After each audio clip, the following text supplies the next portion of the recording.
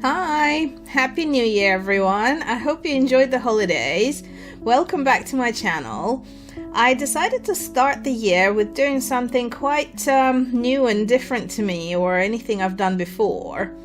And someone's asked me to try a Japanese style drawing. So I kind of had a thought of doing either kind of manga anime style art or then I came up with a samurai. And I had a look at some traditional kind of Japanese art. I think a lot of them are done in print, and some of them are quite unique and very, they kind of evoke emotion, and oftentimes they're done in ink or kind of monotone or muted tones, and I don't know, there's just something so beautiful about them, so I decided to try it. I really like a lot of the samurai art I've seen kind of has this monotone feel with the red kind of sun symbol behind them, which is kind of part of the Japanese flag, and has a lot of kind of symbolism within it, but I liked it aesthetically, so I decided to do this drawing of a samurai, and it's all going to be in just black ink. I'm going to wash out some of it to get some grays, so essentially black and gray, but then I want to have that kind of Japanese red sun kind of behind him or behind his head, or I'm not sure how big I'm going to make it, but that's kind of the idea for this drawing. Now, because I have absolutely zero experience in drawing a samurai and wouldn't actually know where to start without a reference, I kind of had a look at a good number of images, and I'm referencing some of them. And instead of going for really complicated kind of decorative armor, I've opted to do a very kind of simplified rural kind of dress for this, with some kind of he's obviously wearing some armor. There's the shoulder plate, the intricate sword, and mostly is just kind of common robes. But I thought it would be simpler to do and just still kind of have the basic aesthetic so you could tell what he's meant to be.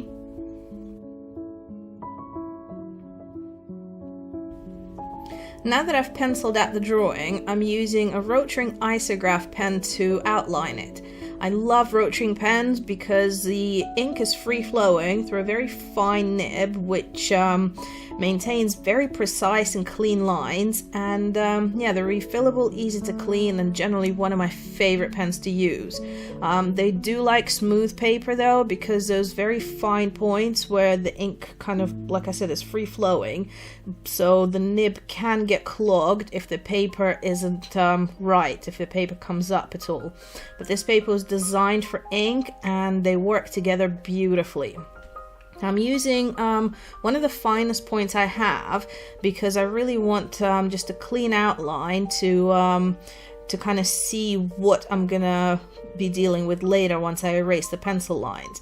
I don't want any pencil lines coming through the ink, so just need a really clean outline, and then get rid of all the pencil, and then I'm probably gonna actually do the inking with a brush. So I'm gonna pour out some ink into like a palette or something and actually paint with it. This will also allow me to easily dilute the ink to get any kind of shades of gray I might need when it comes to shading. For now, I'm just concentrating on doing the outlines, and to help me keep my wrist in a comfortable position, I'm rotating the page as needed. Because this is quite a large sheet of paper, this is an A3, it's easier for me to rotate the page than to have to move my wrist and trying to get kind of the position right every time the line faces in a different direction. On a smaller paper, I could easily kind of maneuver it with just a small motion of my hand, but on a large piece of paper, it kind of becomes easier to just rotate the page.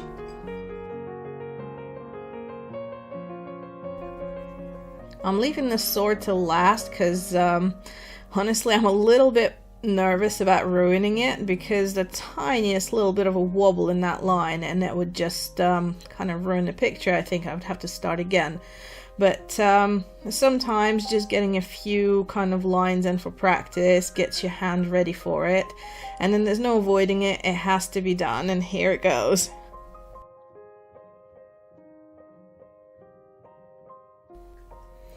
Phew, I think I actually held my breath for that. And I don't know how many times I think, trust yourself, just do it, just do it. But then there comes a point in every picture where you just kind of get a little bit nervous. And yeah, you just reach a point where you either do it or you don't. And usually it comes out fine. And worst case, if it doesn't, then start again and get more practice, right? But the more you do, the better it gets. So if any of you ever get this in any of your drawings, whatever it may be, whether it's straight lines or circles or whatever have you, just trust yourself. That's my advice.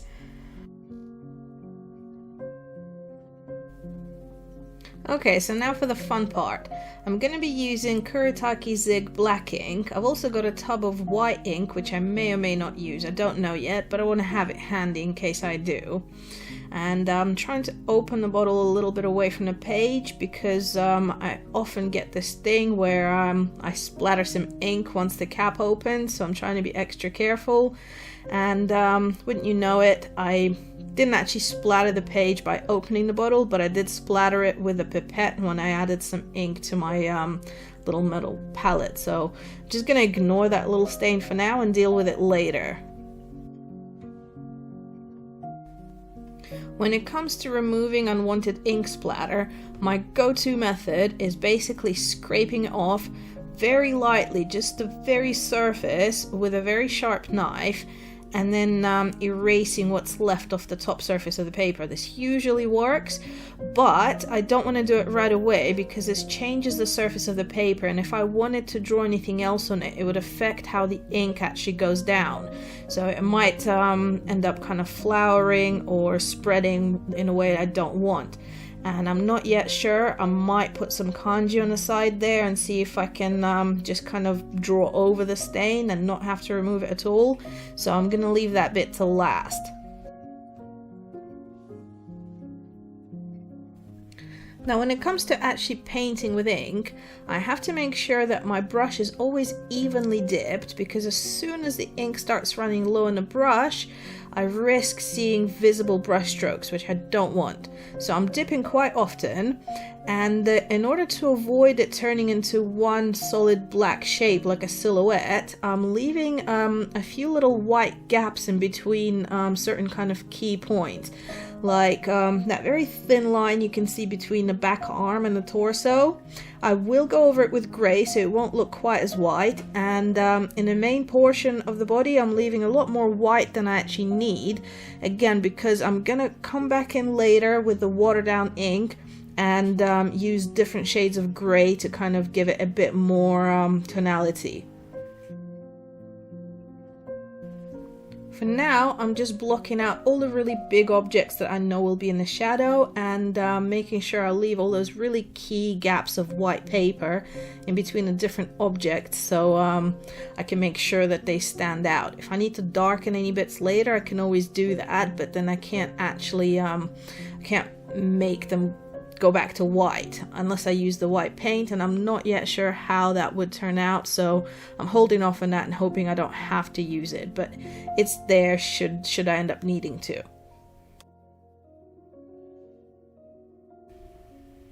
It can get a little bit tricky trying to figure out where to leave a gap or not.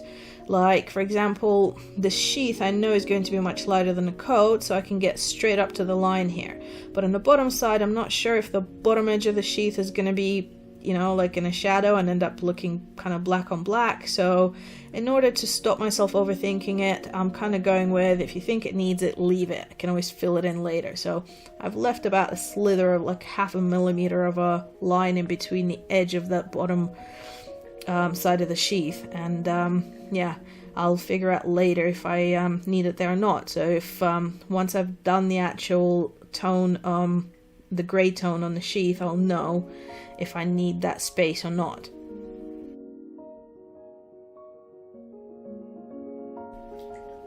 Now that the main chunks of solid color are in, I'm putting quite a lot of water into what's left of the ink on my little palette, because I want to start with a lighter kind of gray, and I can darken it later. And I'm actually not filling in the entirety of the white because it helps to have some really bright highlights and actually leave some of the white of the paper in some places.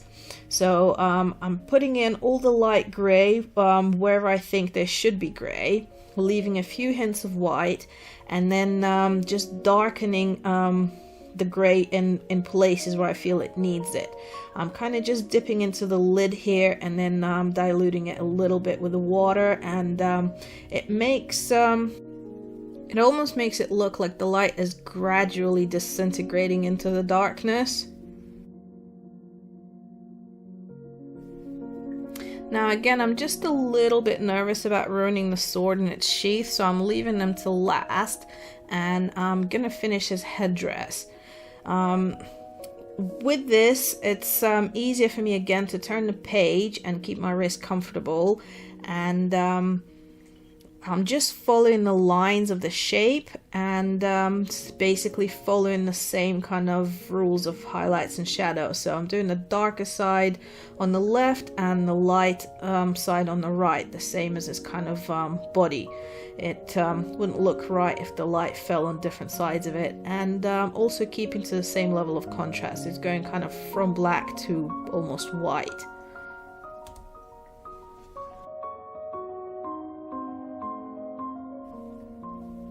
Now for that unavoidable moment of dealing with a thing that scares you. So I'm starting with a light gray because it helps me relax knowing that I can darken it.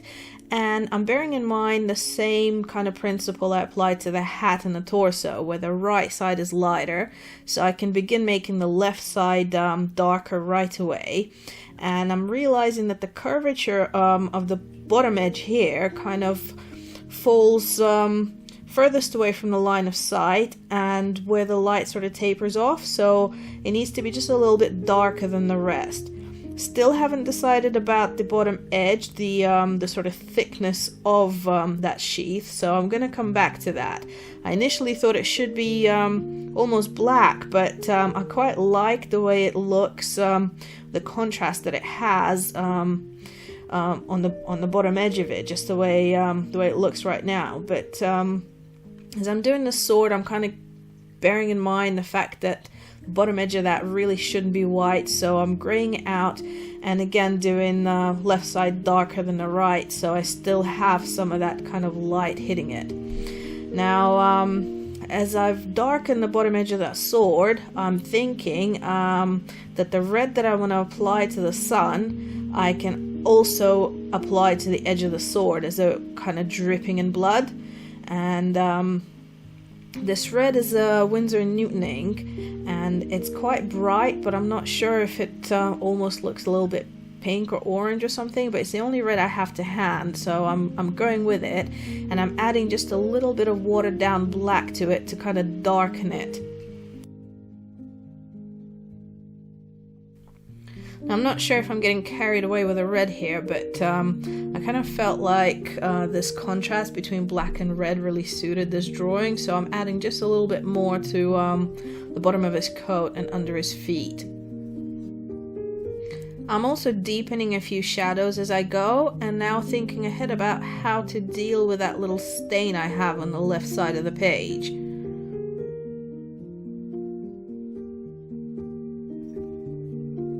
I decided to write Creative Soul in Japanese on the edge here.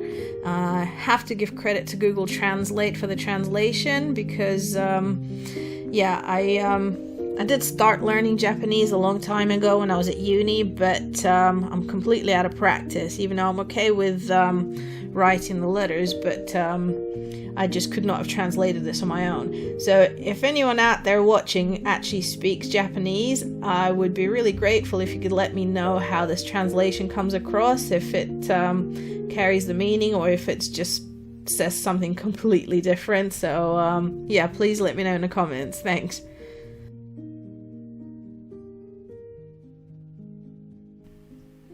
Now that little ink stain I had falls just under the last word there, and after I clean up the pencil marks, I'm just going to scrape off what little parts of it I don't want seen, so it's a nice tidy kind of character.